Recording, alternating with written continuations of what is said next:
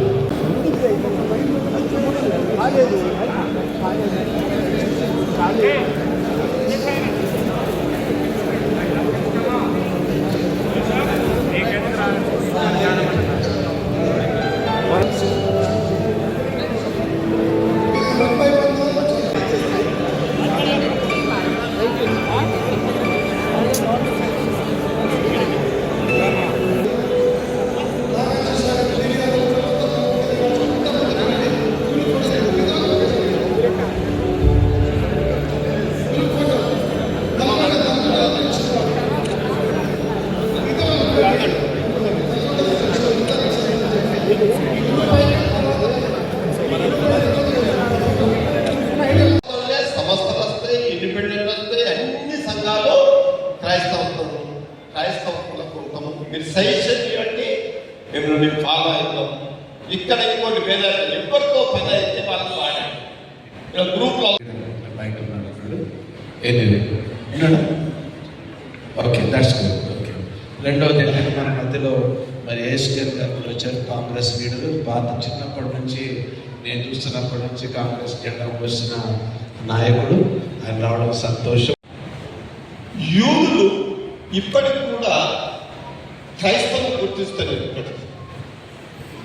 ఇది మన పెద్దలకు తెలిసిన సంగతి. కానీ ఏదో దేవుడు దేవుడు వాళ్ళంటారు, మనమంటారు, అందరం. కానీ అది బ్లేమ్ చేసి వాళ్ళు అదే రీతిగా మనం ఆశీర్వదించారు. మీరు అది మేడం బాప్టిస్టు దానికి గారిని, ఇంకా మన పెంతెకోస్తుకు మన దీవెన్ కుమార్ గారిని అధ్యక్షులయ్యారు. వీళ్ళని కూడా సన్మానం చేసుకున్నాం. ఇది క్రైస్తవులందరూ ఈ రాష్ట్రం బాగుండాలి, దేశం బాగుండాలి, గవర్నమెంట్ బాగుండాలి, ప్రజలందరూ బాగుండాలని కోరుకున్నాను.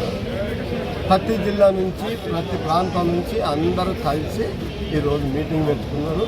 అదే ముఖ్య ఉద్దేశం. ఇదే నమస్కారం. ఏదైతే ఈ ఆత్మీయ సమ్మేళనం ఇక్కడ జరుపుకుంటున్నామో అది రూబెన్ మార్క్ గారు సిఎస్ఐ చర్చ్కి మోడరేటర్గా నియమించబడ్డారు. దాని కొరకు క్రైస్తవ సమాజం మొత్తం, main line churches, independent churches, independent pastors అందరూ కలిసి వారికి సన్మాన కార్యక్రమం చేయబడుతున్నాం. ఇక్కడ ఈ యొక్క బిషప్ గారు రూబెన్ మార్క్ గారు చర్చ్ ఆఫ్ సౌత్ ఇండియాకి మోడరేటర్, అంటే సౌత్ ఇండియా మొత్తం సిఎస్ఐ చర్చ్లకు ఆయననే హెడ్ అనమాట. సో అది క్రైస్తవ సమాజానికి చాలా మంచి శుభ పరిణామము. అందు గురించే ఏదైతే ఈ సంఘాలు ఉన్నాయో, తెలంగాణ ఫెడరేషన్ ఆఫ్ చర్చెస్ అయినా కానీ, తెలంగాణ క్రిస్టియన్ కౌన్సిల్ అయినా కానీ, సినాడ్ అయినా కానీ, ఇంకొతరులు అయినా కానీ, ఇండిపెండెంట్ చర్చెస్ అయినా కానీ, వాళ్ళందరూ వచ్చేసి మన బిషప్ గారికి సన్మాన కార్యక్రమం చేయబడుతుంది.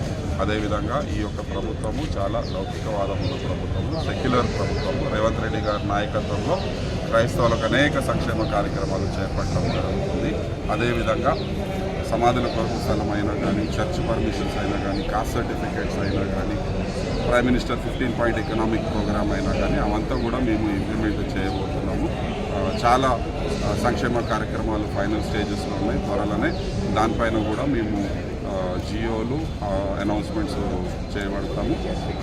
We would like to take this opportunity to thank all the pastors, main line churches, bishops ఎవరైతే ఇక్కడికి వచ్చి సన్మాన కార్యక్రమంలో పాల్గొన్నారో వాళ్ళందరికీ మా కృతజ్ఞతలు తెలుపుతున్నాము. ఎందుకంటే క్రైస్తవ సమాజంలో యూనిటీ తీసుకొచ్చే ఒక కార్యక్రమం కూడా చేయబడుతున్నాము. మీ అందరికీ తెలిసిందే, క్రైస్తవ సమాజానికి ఫండ్స్ అయినా కానీ, సమాధుల స్థలం అయినా కానీ, చర్చ్ పర్మిషన్స్ అయినా కానీ, క్రైస్తవులకు కాస్ట్ సర్టిఫికేట్స్ అయినా కానీ కొద్దిగా ఇబ్బందికరమైన పరిస్థితి ఉంది గ్రౌండ్ లెవెల్లో. దాని విషయంలో కూడా మేము చర్చించడం జరుగుతుంది. త్వరలోనే ప్రభుత్వ పరంగా దానిపైన కూడా మేము అనౌన్స్మెంట్ చేస్తామని తెలియజేస్తున్నాం. Thank you.